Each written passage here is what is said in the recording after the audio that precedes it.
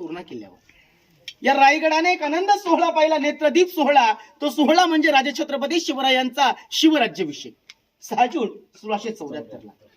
पण परंतु एक दिवस रायगडाच्या पदरी न पडावा, तो दिवस रायगडाने पाहिला. तो दिवस म्हणजे तुम्ही आम्ही सर्व पोरके झालो, छत्रपती संभाजीराजे पोरके झाले. तो दिवस म्हणजे 3 एप्रिल 1680 वार शनिवार, हनुमंत जयंती. आपल्या राजाने दुपारी 12 वाजता याच चौथऱ्यावर अखेरचा श्वास सोडला. आणि याच मार्गाने राजांची अंतिम यात्रा निघाली जगदीश्वर मंदिरापर्यंत. आणि त्याच ठिकाणी आपल्या राजांच्या देहेकडे लागणे देण्यात आले.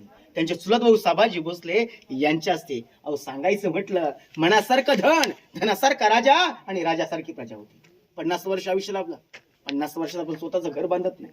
राजाने 362 केलं जिंकून, हे स्वराज्य उभं केलं. अहो शून्यात विश्व निर्माण करणारे एकमेव राजे म्हणजे राजे छत्रपती शिवाजी महाराज.